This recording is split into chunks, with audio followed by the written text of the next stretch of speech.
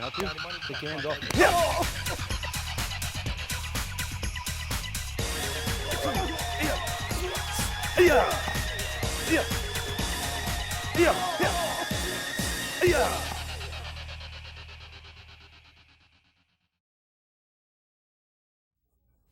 Hello, I'm Scott Rogers. I'm going to be showing you the Kyusho-jitsu pressure points of the head, the neck, and the torso. The head, the neck, and the torso are the primary targets that we go usually after the arm points and the leg points, which were previously discussed. Reason for this being is that in the head, the neck, and the torso is the greatest chance to cause unconsciousness.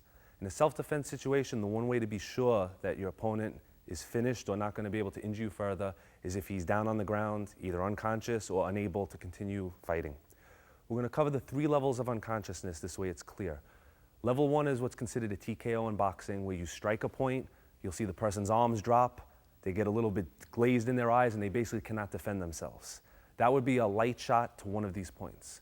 Level 2 encompasses all of level 1, but the difference is their legs tend to give out, they drop to the ground, but they're still awake. And level 3 is complete unconsciousness. In training, it's sufficient to go to level 1. You strike the point lightly on your partner, you see him stumble a little bit, you know you're on the point. A little bit more focus or a little bit more power, you know you can easily take it to level 2 and 3. We're going to divide the tape into 3 parts. We're going to start in the points of the head, meaning the skull and the jaw region. Second points are going to be the neck, encompassing the front, back, and side of the neck, and the shoulder region. The third part will be the torso, front, side, and rear. Okay, the 2 things to watch out for, as in early programming, is angle, direction, most important. We want to be exactly on the point, and we want to hit it in the proper manner. So if you're a little bit off, or if you're hitting it in the wrong direction, you will not get as much of an effect. The closer you get to center, the greater the effect. As far as the size of the pressure points, even though we'll be indicating them with a dot, are approximately the size of a $50. The good news is the bigger your opponent, the bigger the points. A lot of the regions we're going to strike in the self-defense later on are going to encompass 2 to 3 points. So imagine 3 points approximately this size. Very difficult to miss a target that large.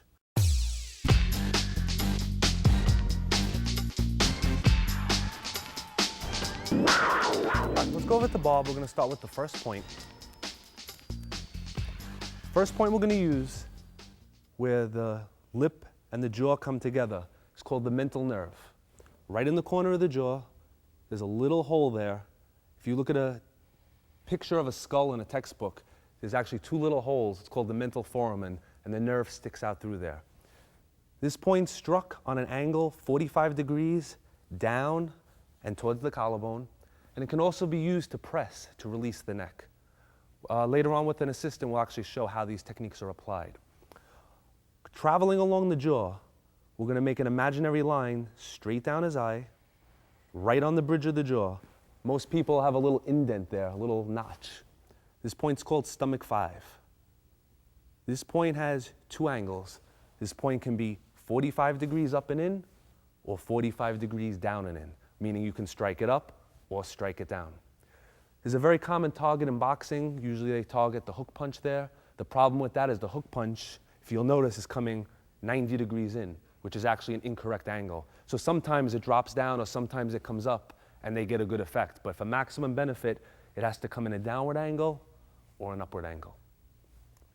We're going to try to continue along the same line along the jaw region where the jaw comes to an end in the corner. Right? We're going to turn him a little bit here. Behind the jaw, we have a point called triple warmer 17. This is one of the most important points of the head and neck. The reason for this is this can be struck in an angle 45 degrees back towards the jaw, but when it comes to grappling, which we'll explore later, this point is very important because it's used with fingertip pressure to turn the person's head, setting them up for other techniques. So along the jaw region, we have the mental nerve, the stomach 5 point, the triple warmer 17 point. Now, as we go a little bit higher, right underneath the cheekbone, we have a point called small intestine 18. This point can be struck in and up towards the center of his head. It can also be pressed with fingertip pressure. And again, in a grappling situation, this point becomes very important. If we focus him in the center, in his upper lip region, right over here, we have a point that's actually a rub point. It's the only rub point on the head. When this point is rubbed, the person will be forced away from you. Let's say in a tight encounter, somebody's grabbed you, we rub it, it forces him back, and it tends to set up the other points in the head region. And the last 3 points we're going to cover is a cluster of points called the gallbladder cluster. The gallbladder cluster is 3 points above the eye. The first one's directly in line with the pupil, 1 inch above the eyebrow. The second point in the cluster is directly above that point in the hairline.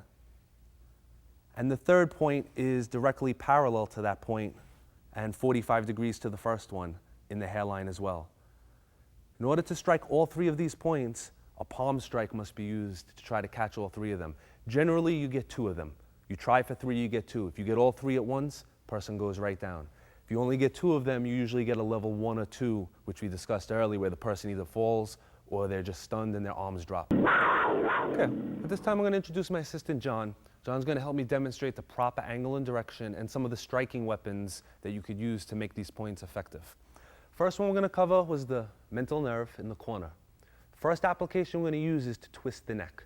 So let's say he's grabbed you or he's locked onto you. It really doesn't matter what the attack is for now. We're going to use our thumb and we're going to press down at a 45-degree angle. If I was to grab his head and turn it and he resisted, nothing would happen. But when I press on that point, which we're going to turn him a little bit more, and press down, it allows the neck to be spun. This combined with grabbing the hair or just holding the opposite side can make a nice neck takedown, but could also turn him to set up one of the other points. So imagine a situation where he was coming forward and he was grappling or struggling, and you just turn his head, you stop his motion right there. He can't go forward anymore if his head is looking that way. As far as striking applications for this point, one of the best weapons that we use is this part of the palm. So if you look at your palm carefully, it's actually divided into 2 parts, the part where the thumb is and the part where the pinky finger comes down. And there's a little bone here. And what we want to try to do is focus that bone in this motion. And we focus it to this point, in and down, in a dropping motion. So again, this can be off of, he could be punching you, you could be blocking and dropping down on it, or you could just be coming up to the point this way, be striking an arm point first, coming down on the point. But this point is struck down and at an angle towards his opposite shoulder. So if we're using his side here, it comes this way. If we're using the other side, it's going to be coming in that direction. The next point we're going to go after is the one adjacent to it, the stomach 5 point in the corner of the jaw. This point has an up and a down direction. This point can be struck down with the palm, just like the other one, but it can also be struck in an upward movement. The general guideline is if your opponent is taller than you, you want to strike in an upward motion. If your opponent is shorter than you, you want to strike in a downward motion. The main reason for that is if he was a lot shorter, it wouldn't make sense for me to go down to come up when I can just drop down. And if he was a lot taller, it wouldn't make sense to reach past the point to come down on it. So it's a matter of convenience and the shortest distance between 2 points. The stomach 5 point, when struck up and in, you actually want to aim towards his opposite eye. So the angle is this way and back. One of the features of striking this point and a lot of the points in the face and neck region is he's going to be forced to take a step backwards. Generally, anything above his solar plexus when struck forces him to take a step back. Anything below his solar plexus forces him to come forward. So when you're setting up your combination of techniques, when you strike this point, you're pretty much guaranteed that the arms are going to be away from you. Because once he takes that step back, he cannot reach you any longer. Then he actually moves out of hand range into kicking range. And that's where the leg points will come back into it. All right, we're going to continue along. So we've done the mental nerve, we've done stomach 5. We're going to do triple warmer 17, the point behind the jaw, right here. This point, no matter what position you're in, fingertip pressure is going to turn his head and control him. As long as my fingers are here, he's in a lot of pain. I'm going to show it on the other side the same way. All it is a direction back to front, like you're pulling on his jaw. You pull and press. Now, this point can also be struck, let's say a punch was coming in with that hand, if we blocked, using the fist, using the pinky knuckle on the hammer fist, striking again in that 45-degree back to front direction. And in the rare instances where you get him dropping down a little bit, it can be struck with a punching motion because, again, you're maintaining that 45-degree angle back to front. So let's say you had him in an arm bar, you could shoot right in with the knuckles into that point. So we have triple warmer 17 back there. We're going to shift from the side. We're going to go towards the front. We have the small intestine 18 points. They lay just under the cheekbone. If you squeezed his cheeks and pressed, you'd be on them. These can be squeezed as in a grappling situation. If he grabbed, we could just use it to control him. Or they can be struck with what we call an inverted punch, meaning not an uppercut, but a straight punch using this part of the knuckles. So struck this way, underneath that way. So a situation might arise where his palms were on you, we covered his arms, and you strike in this way. What you're going to notice is this motion tilts his head back and sets up his neck points, which we're going to cover later for future strikes. Everything we do in pressure points is to set up the next shot. Most of the time, again, we're going to start with the arm points first, or the leg points, work our way into the head and the neck region. The head and neck is the most sensitive, so that's generally the finishing points. Everything goes well, you hit this point, he should drop. But if he doesn't, he's set up for follow-up shots, even the one under the jaw that we did before. The next set of points we're going to cover are the gallbladder clusters. That's 1, 2, 3 points. The only real way to access all three of them is to use a slapping palm motion. So we're not going to use a palm heel, we would only hit one of them. We want to slap. And the idea is, as he's here, we take our hand, we have to contact 1, 2, 3 at the same time to get a stunning effect. And even with the light force, you could see his eyes close, he starts to stagger. The advantage in this point is in a boxing situation, if his hands are up and he's covering his jaw and he's leaning forward a little bit, that may be the only thing that you have access to. So if somebody's protecting their jaw and their neck, even this part is covered, all you have is their forehead. Maybe with gloves on, they think that you can't hurt them, but slapping into that region is going to cause either a level 1 or a level 2 knockout. As you hit them, the arms will tend to drop, exposing other points. The last point in the head region we're going to cover is the one on the upper lip. This point is not struck, this point is rubbed. If he's grabbed you, or even if it's a closer situation like a woman, he's grabbing you tight, we rub in and down, and it releases him right off of you. It requires no strength, but it requires an up and down rubbing motion, very similar to the arm and the back of the arm point previously covered. So we come in with our knuckles and we rub. We'll do it a little bit slower, and you'll notice that as you do it, the head tilts back, allowing us to come in to the stomach 5 points, which if this didn't drop him quick enough, this one would put him down. Okay, we're going to use the bob dummy, and what we're going to do is we're going to show some of the strikes at a little bit of a faster pace. Some things to pay attention to when using pressure points: there's no cocking of the arm. We don't withdraw, we don't drop into a stance. Wherever our arms happen to be, we strike from there. The reason for this is we do not need power, we need proper angle and direction. The further your arm travels, the greater chance you're going to miss your target. So really what you want to do, if you're a few inches away from the person, you're almost guaranteed to hit what you're aiming for. Power is less important than angle and direction. So what we want is we want a nice relaxed speed, we don't want telegraphing motion, but we want to make sure we focus on the angle. So what we're going to do is we're going to pick one point at a time. The first one we're going to do is the forehead points. We're going to show the angle. Again, the angle is a slapping motion, bringing his head back this way. So if you had your hands up, you were arguing, you just slap in. Now, a real person's head isn't so shaking, so you would remain in contact. So as you hit, the head would go back. As the head goes back, either the person drops or you're set up for your follow-up shot. If you were here, that would set you up for the next point. So you're here, even if your arms are down, just shoot out in a slapping motion. And the idea is to connect 3 points of your palm. 1, 2, 3. And line them up. 1, 2, 3. And you want to try to hit them at the same time. So the motion's more of like this, very relaxed. And the wrist is kind of limp until you strike. So it's a whipping motion. So we're not doing a palm thrust. We're not hitting this way. We're relaxed. Our elbow is down, not up. And we're just thrusting forward. We're here and slap out. Next point we're going to cover, the side of the jaw, the stomach 5 point, right down, 45 degrees up and in. So instead of 45 degrees this way, we're just coming from underneath.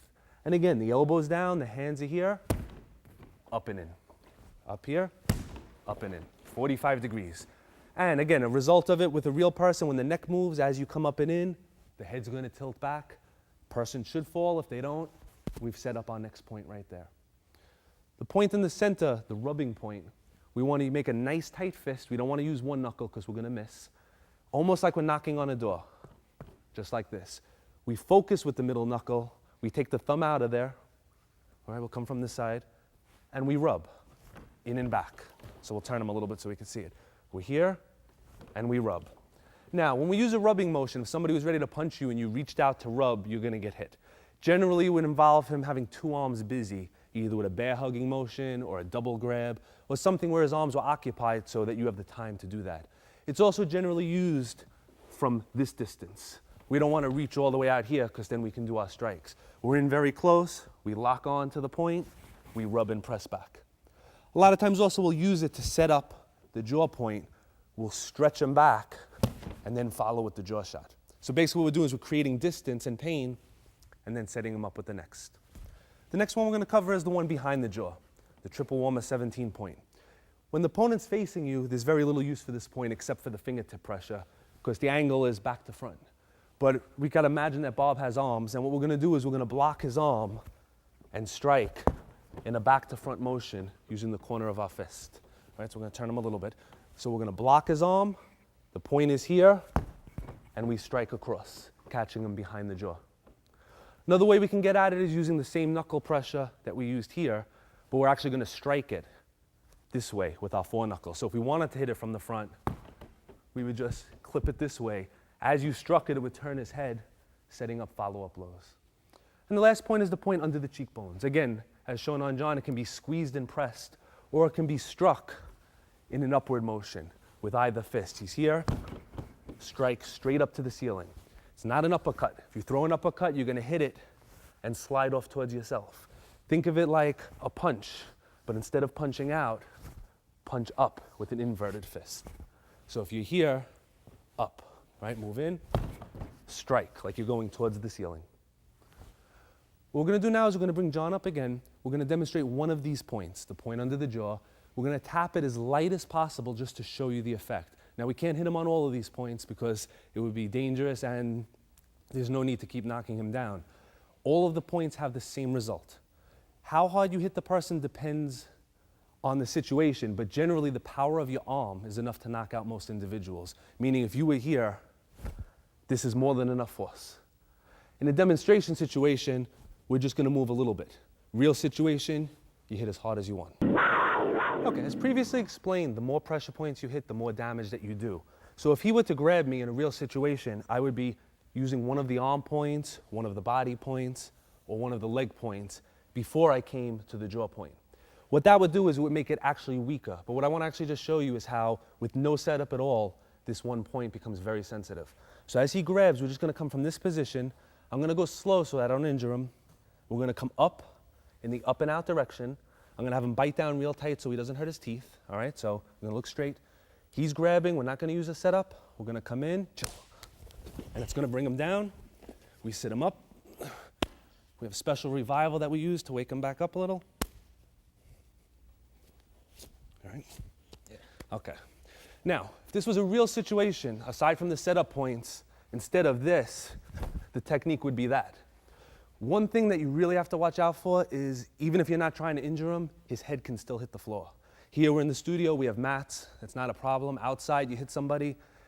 If it wasn't a life-threatening situation, you may actually want to grab him and make sure that their head doesn't hit. Because you may hit him lightly, but if their head hits the floor, you're going to have a problem there. It's the second hit that's going to do damage. So anytime you knock somebody down, whether you're doing a throwing technique or a pressure point move, they lose control of their body and sometimes their head can go first. So again, this is not something to be practiced or played with. When we do it, we look for the eyes. So we're going to do the same thing very light, and we're just going to focus on his eyes. And when you look, that little reaction just tells you that you're on the point. The body stiffens, the eyes blink, you know that you're on it. You do not need to hit each other or whoever you're training with to see the effect.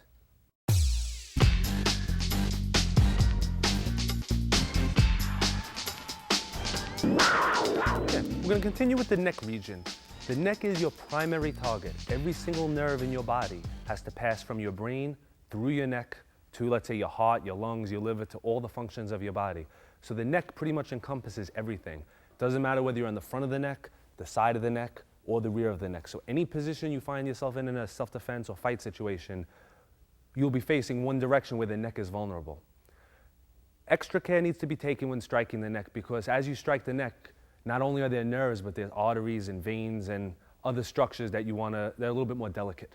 So when we strike the neck, we use even less force and we use more care when working with our partner.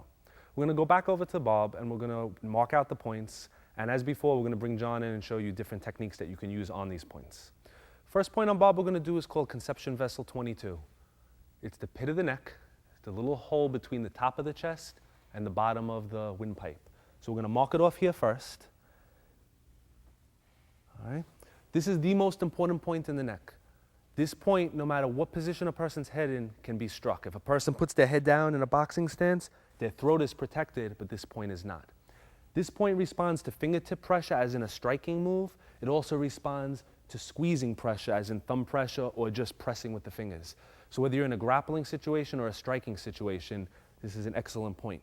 This point's also known as the cough point because it gives a very specific reaction. When it is struck, the person will start coughing, their hands will come up to their neck, and if it's a pretty good shot, they will fall to the ground.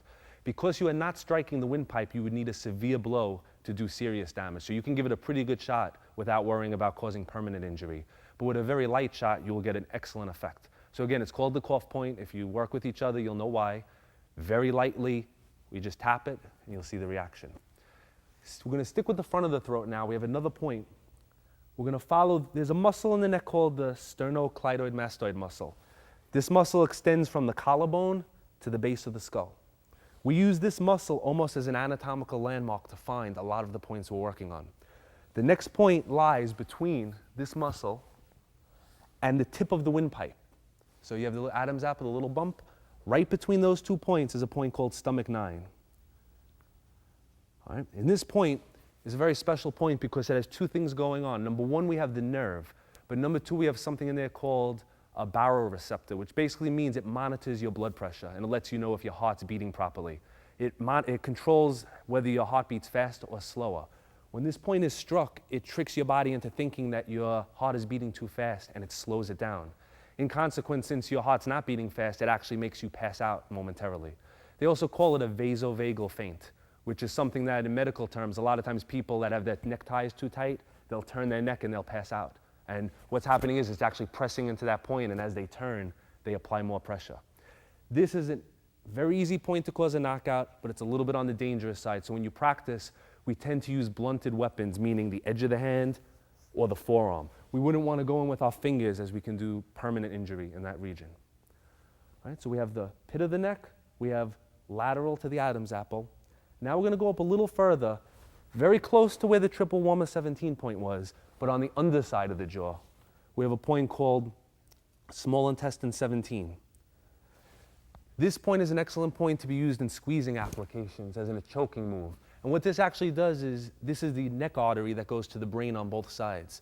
So as in a judo choke where you try to compress both sides of the neck, by simply reaching in and squeezing, you can apply the same amount of force as a full choke with very little effort. And when struck, it will cause unconscious. The basic angle for this point is up and in towards the opposite side. So if the dummy was facing, or the person was facing you, you'd want to strike it towards the opposite side of the head region. We're going to go back to this one for a second because we didn't go over the proper angle. For the stomach 9 point, what we want to do is we want to make sure that we're coming in at a 45-degree angle towards the spine. And this could be a 45-degree angle going in an upward motion or a 45-degree angle coming in a downward motion. But it's not straight and it's not across. 45, like you were coming out the opposite side of the neck. Okay? As we turn them further, we're going to go into one of the better points called gallbladder 20. This point is located at the base of the skull. In most people, it's where the haircut stops. You'll feel a little hole there. It's a spot that you massage when you have a headache. In opposite, when we strike it, it tends to give somebody a headache and it makes them pass out. This point there's a very big nerve in this region. When struck, it's actually one of the easiest points to cause unconsciousness. But again, it lies in the back of the head, so in a self-defense or fighting situation, sometimes it's not accessible. But again, if you can imagine a person punching or you moving to the outside, it becomes a primary target there. Okay, now, so far what we covered was the neck region. We're going to go into a little bit of the shoulder, like where the neck and the chest combine. Along the collarbone is another anatomical landmark that we look for because we use this to find our points. We have 2 points that actually work together. We have a point called stomach 12, which is in this big depression between the trapezius muscle and the collarbone. And we have stomach 11, which is on the opposite side of the throat point. So on that muscle, where this muscle comes down, right over here. So what we actually have is 1, 2, 3 points in a straight line, And most people aren't as big as Bob, and they're actually closer to each other on a real person. So if one was to go in with fingertip pressure, you would certainly activate one or more of the three. So again, we have a situation where you don't have to be exactly accurate. You don't have to look for just one point. You just have to find where the collarbone is, and this one is activated with fingertip pressure only. We don't strike this one. Fingers go in, we press it, it tends to buckle the legs or bring the person to the ground. The last point in this region is actually on the top of this big muscle. Right at the apex, the highest point, dead center. It's going to be a little hard to see, so we're just going to tilt him a little bit. Right over here. It's called gallbladder 21. This point is actually a branch of this nerve up here. Being that it's further away from the neck and it has a big muscle to support it, it requires more force. But when this point is struck, the person goes down to the ground. Mostly we use this point in a grappling situation. If the opponent was coming in to shoot at you, we use our forearms to actually strike into these points to stop his motion and then go into another technique. If we had our choice as far as striking, there's really no reason to go for this point because the other points in the area are much more sensitive. But if he was in a forward position, we couldn't access those. These points become very important. Some people, you can actually just squeeze this point and drop them. But if somebody's very developed up there, it requires a forearm or a fist striking down. And it's on a slight angle in and towards the chest, coming down this way. Okay, we're going to be bringing John back in again, and what we're going to do is go over the points we just covered on the neck and shoulder region, explain different ways to activate them. This way you get a better understanding of their use. First one we're going to cover is the pit of the throat, conception vessel 22.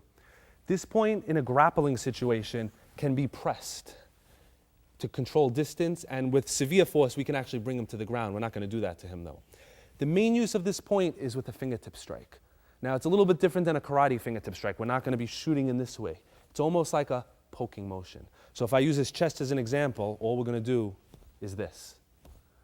Now the advantage of this motion is if I bring my hand here and he brings his hands up to block and I try to touch his chest, if I do it slow, he can slap it down. So as I come in, he's going to move as quick as he can. I'm going to move as quick as I can.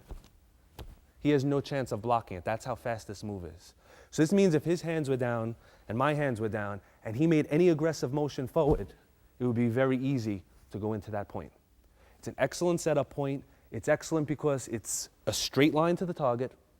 It's excellent because it requires very little force.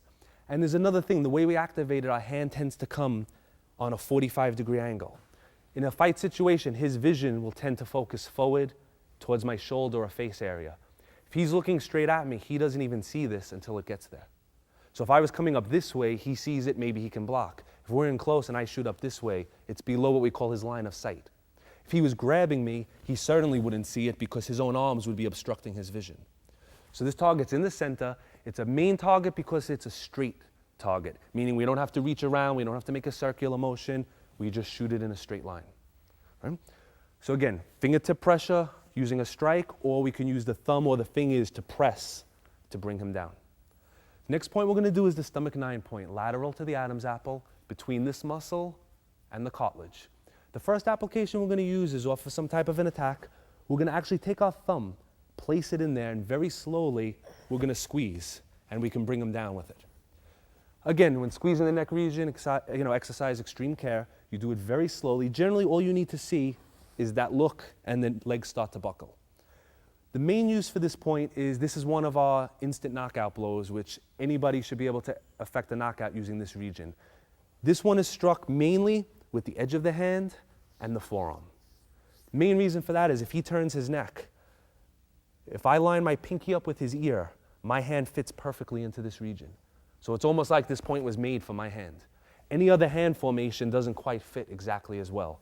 So as he's looking this way, this just fits right in. Right? In karate, they call it a knife hand block or a shudo block, and we just shoot it in.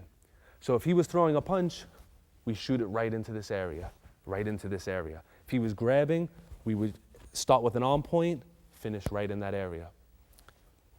Now, if we were using our forearm, if we don't want to be as accurate, we just take the whole forearm region and swing it in this motion. If you notice, it connects perfectly on a 45-degree angle, which is what we need, and it covers that point. The advantage of using the forearm is more safety in that I can't hit his windpipe. I'm basically hitting a big surface. And it's good for me because I don't have to be accurate. Instead of looking for the point and trying to place my hand, I could just swing my arm this way and be guaranteed of hitting something. So forearm blow is excellent. or if a little more training, the edge of the hand below fits into that point. And we can use thumb pressure with one or both thumbs to bring him down to the ground. Remember, 2 points are always better than one. If you squeeze one in, he starts to go. If you squeeze two at the same time, he would drop with even more pain. The next point we're going to cover is called small intestine 17. If you remember, it's at the bottom of the jaw where the neck, that same muscle, the sternocleidomastoid mastoid muscle, and the jawbone, there's a little hollow pocket there. And it basically lies right in this region. There's a V that is formed here. Now, this can also be struck with the edge of the hand, either a back arm blow or an inward blow. This becomes a very good technique when his body is tilted. If we brought him down first, this actually is very exposed to finish him off in this region here. What we also use this for is a choking technique. If he was coming in with a punch, we can squeeze both of these, we bring him to the ground, and instantly you see his eyes close and he starts to pass out from it. And what we're doing is obstructing the arteries on both sides of the neck at the same time. So again, we have a squeezing application, and we have striking application into the same area. All right, the last point we're going to cover on the neck region is the gallbladder 20 point, right in the back. And again, if you look at that muscle again, remember it connects all the way up here. It's right behind the muscle below the skull at the base. So as he turns, we'll show it on him, he's got a perfect haircut. Right where this little point is, that's the point, right there. Now, if you're facing him, it wouldn't make a lot of sense to pass all of these other points to go for this one.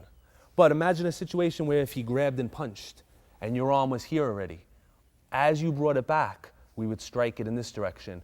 And generally we'll strike with this bone here or with our thumb knuckle here. And we'll try to hit it into the point. It's called the ridge hand strike. And we're here and strike back. It can be if he was grabbing with both hands, we can bring him in and strike both of them together. Now another really good application for this is if we turn him. If we go back to what we did on the very first part of the series, we used the arm to turn him sideways. As we struck the arm point and he turned, the point back there becomes exposed. We're going to show that on the other side. Right now his point is lying here. I can't get to it. We hit this point, he's just turned and exposed it for me. So even if you're not behind him, you may be in front of him. Situation may lend it to where you end up turning him, and that's the only point that's exposed. Because basically the rest of his skull is very well protected. There are points there, but they're not very sensitive, so we do not use this area. So this is our main point that we go for in the back. We could be struck with a palm, hammer fist, open hand strike, even a forearm strike, depending on your positioning. We're going to move into the shoulder and the collarbone region. Now, we had the conception vessel 22 point at the pit of the throat. If he turns his head sharply that way, you can see this little muscle bulge here. Right on the opposite side of this little tendon is what we call the stomach 11 point. With one fingertip pressure, we can put him right down to the ground. About 2 inches over from that point, you're going to feel a big hole right here, which we put on the bob dummy. We had 22, we had this one. Now we're going to move over above the collarbone, and same thing, fingertip pressure brings him down. Now in a real situation, these points become most active when his arm is extended. It actually makes this hole deeper and stretches the nerve. So if his arm was down, he feels it, but as his arm extends up, he feels it a lot more. What's good about these 3 points, 1, 2, 3, is you don't have to look for one or the other. He grabs, you take all of your fingers, and you just shoot him in. Now I think I got 2 of them there, but it's possible I got all 3 actually. Don't try to pick one. Don't be fancy. Don't take one finger and try to hit the point. If you miss, you'll be left with nothing. All your fingers, go over the collarbone, let them go in, press down. So this is a pressing application. Okay, the last point on the shoulder region is exactly at the apex of the trapezius muscle. So basically we divide his neck and his shoulder in half this way, and we divide it in half this way. And this is where we're going. And we could actually press it and get some effect. Because this is a big muscle, the muscle actually protects and the point lies underneath it. So generally we want to strike it inward this way or using our forearm. If he was coming forward like to shoot to do the takedown, we would actually use our forearms on this point to stop him. Because of the angle, we may not knock him out, but what we'll do is stop his motion, which will allow us to set up something else. What we're going to do is just show this point the effect of it. We're going to have him throw a punch, we're going to block it, and we're just going to put some downward pressure. And the thing to watch for is his legs. Watch where his legs go. So as he comes in, we come down, and we drop him down. Okay, and we'll tend to give him a head rush. And remember, we knock him out on this side, we revive on the opposite side. All right, we massage, slap, okay, and bring the energy back up.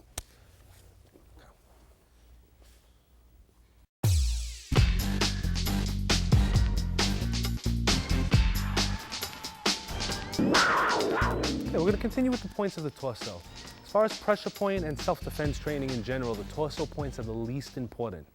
The reason is the following. As far as actually trying to injure somebody, the torso region is actually the most dangerous because all of the vital organs are there. But it also contains the most amount of muscle and in some people the most amount of fat. All of the points and the nerves lie beneath the tissue, between the muscle and the fat.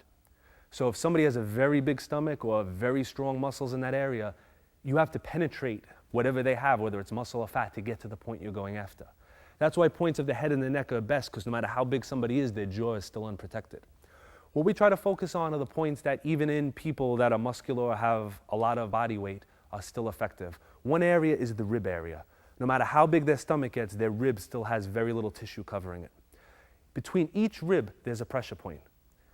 Right below the line of the chest, in a straight line with the nipple, we have 3 points in a row that we're going to cover. The reason we do all 3 of them is because we don't try to pick one, we strike all 3 of them at once. It would be very difficult to pick one rib. So in the 6th rib, in this space, they call it the intercostal space, between the 6th and 7th rib, we have a point called liver 14. And between the 7th and 8th rib, we have a point called gallbladder 24. And right below the chest line, in the 5th space, we have a point called stomach 18. So when we look at the Bob dummy, what we're going to find is directly below the nipple line, in line with the chest, is the first point. This is called stomach 18. 1 rib below that is the point called liver 14, and directly below that is gallbladder 24. So we have 3 nice points in a row, and if you remember the $50 analogy, you would enlarge these points. That basically gives you a big region to target. So what we have on each side of the body, a nice big circle below the chest. Generally, this can be struck with any hand technique. We can strike it with our palm strike, coming straight in. We can strike it with our punching techniques. We can strike it with hammer fist, which is a very good blow. We can strike it with elbow strike, coming in. We can also use kicking techniques, meaning if we can imagine a punching technique and we block his punching arm, we could bring our foot up and put the ball of the foot right into those points. These points, for best effect, are struck in an up and in motion, but they can also be struck in a down motion to make the person come forward. So basically we're left with 2 angles again, going up and in and coming down and in. Punching straight into them will have an effect, but not nearly as much. And generally we want to always target to the center of the body. If you notice, 45 degrees is a big number. If his body is here, we want to always target it towards his center, coming in this way. So whether we're going up or down on the 45, it's to the center. When we're on this point, we're targeting it towards his spine, towards the center. So generally we want to put the power deep inside of his body. The next region we explore, we have big circle here, big circle here. We have this area right over here. We have the solar plexus, which lies between the border of the chest and the top of the stomach muscle. All right, and anybody that's been hit in the solar plexus knows it knocks the wind out of you, paralyzes the diaphragm, makes you fall down coughing. And directly above that, we have a point between the nipple line that's actually called the heart-stopping point. This is one of the points where in Little League Baseball, sometimes kids get hit with the ball and their heart just stops for no reason. It's on this spot. Basically, these 2 points work together because if struck in an upward angle, you will hit one or both of them and it will affect the lungs and the heart region. If struck in a downward angle, you should take a big step backwards because the person's going to vomit on you because it affects the stomach. So you're either coming up or you're coming in a downward motion. And generally, if you were coming up, you would use the palm and catch up under the rib cage. And if you were going down, you would focus down with a punch. And again, this region could be kicked, but it's a little high up. You might not want to lift your foot that high. You can execute a side kick into the area or come up with a roundhouse kick to get that angle going up. The rib points are more important because if somebody, you see like Bob has a nice 6-pack here. Somebody has well-developed stomach muscle.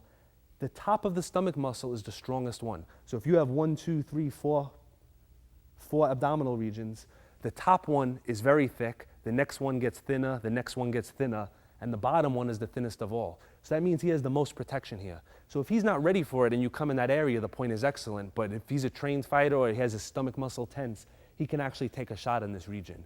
The rib point, no matter how much he tightens his muscles, it's going to have the same effect. So in this region, primary target is going to be these 3. Now, the last target on this side, directly below this point on a diagonal going down, right, we're going to mark a point off right here. On a person, exactly where your elbow touches your ribs, right in front of it is a point called liver 13. This is the free end of the 11th rib, which means it's a rib that's not really attached. This point struck properly can actually pierce the kidney and cause the person to bleed internally, so we have to be very careful when striking this one. This one too is struck in an upward 45-degree motion. So it can be struck with a palm, with a knee strike. Somebody was punching, you can place an elbow into that point. But again, you have to be very careful because a nice hard blow is going to take the rib, which isn't attached in the back, and push it in towards the kidney region. Exactly opposite this point. So if a person has the elbow here, in front of the elbow was this point, behind the elbow is a point called gallbladder 25. This point lies directly over the kidney, right? If everybody feels behind their back, you'll feel a notch there, like a little hole, right where the love handle is, just behind the elbow. And this point is either pressed or struck in a 45-degree upward motion. So if a punch was coming in and you blocked, you would strike in an upward motion with the palm. And if the person had you in a hold, you can strike back to front in an upward motion.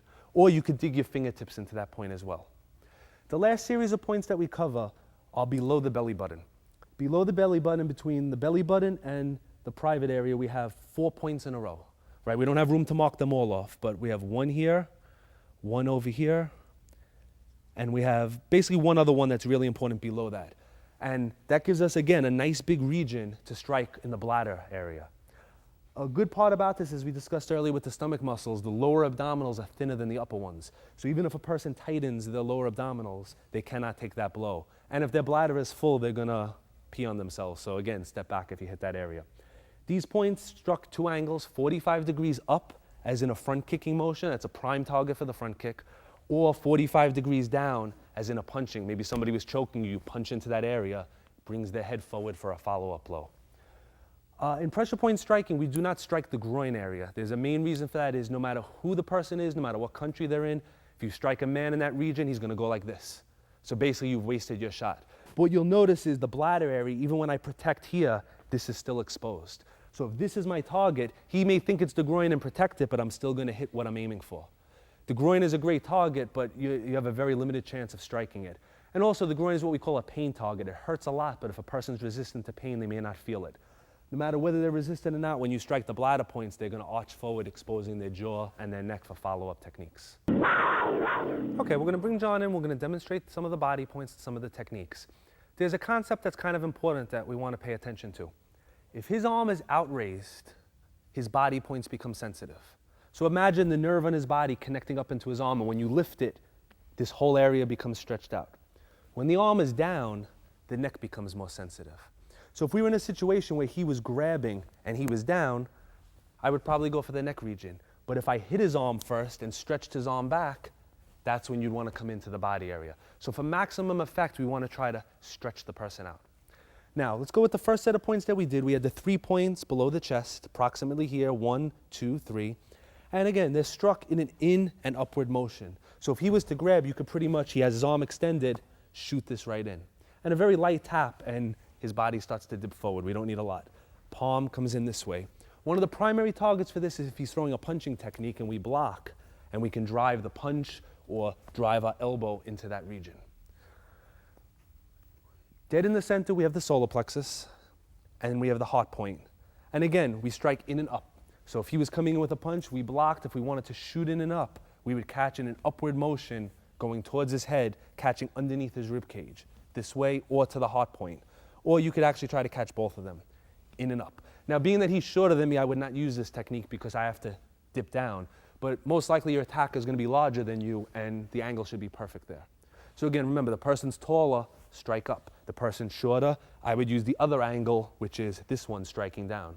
And what you're going to notice is as you come in, his head comes forward. As his head comes forward, he's set up for one of the other techniques. So we have the solar plexus region, we have the rib cluster points. We're going to go to the elbow points, the ones next to the elbow. His elbow's on his ribs. In front of it, we have the liver 13 point. And let's move it this way. Behind it, we have the gallbladder 25 point. We're going to start with the rear one first. He was grabbing, let's say we're here, we need to release. We could actually just push our fingers in, or we can strike it to make his body arch backwards.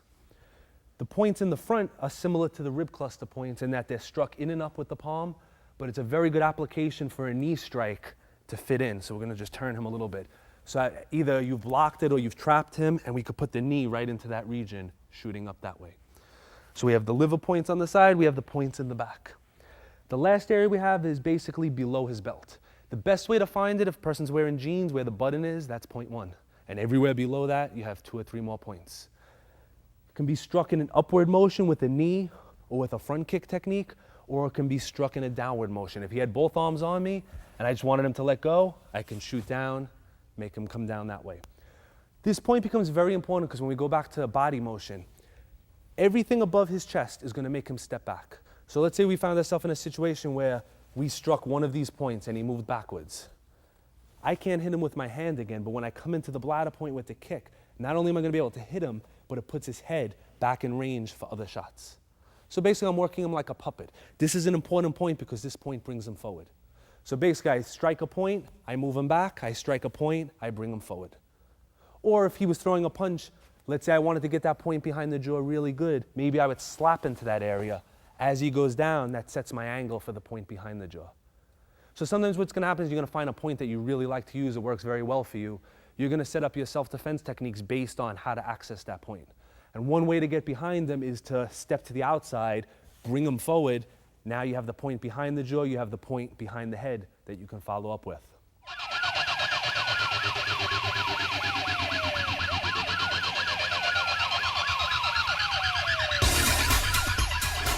We're going to be demonstrating one of our instant knockout shots. Where we're going to be targeting is the stomach 9 point in the side of the neck. And what we're going to be using is our forearm. The reason for using the forearm is with little training, the swing of the forearm is a very powerful blow, and it doesn't have to be as focused as, let's say, using the edge of the hand or even the fingers or a punching technique. With this motion, this could come after blocking a punch, this could come off of a grabbing. For his safety, we're just going to demonstrate it off him grabbing. This way, we minimize the motion and nobody gets injured. So we're going to have John grab nice and tight. We're going to focus on this point. We're going to use the forearm, and we're going to bring him right down.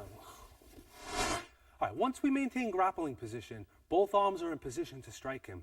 So rather than bringing him to the ground with a throw, we're actually going to do a knockout technique involving the area around the temple, which are some points that we haven't really covered. We're going to slap. We have the temple, the corner of the eye, and the bridge of the eyebrow, which forms a nice big circle that's just going to get slapped.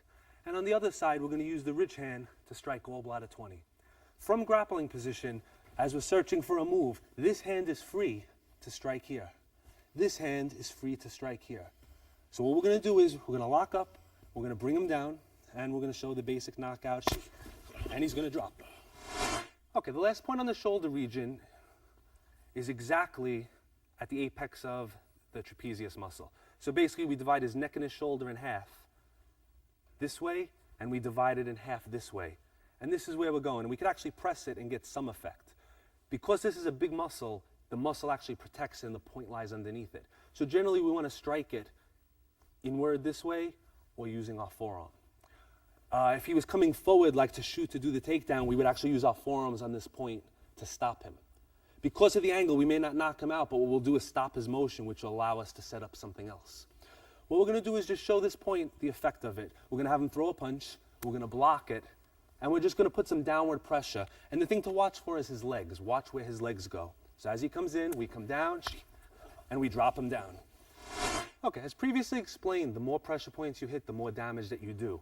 So if he were to grab me in a real situation, I would be using one of the arm points, one of the body points, or one of the leg points before I came to the jaw point. What that would do is it would make it actually weaker. But what I want to actually just show you is how, with no setup at all, this one point becomes very sensitive. So as he grabs, we're just going to come from this position. I'm going to go slow so I don't injure him. We're going to come up in the up and out direction. I'm going to have him bite down real tight so he doesn't hurt his teeth. All right, so I'm going to look straight. He's grabbing. We're not going to use a setup. We're going to come in, and it's going to bring him down. We sit him up. We have a special revival that we use to wake him back up a little. All right.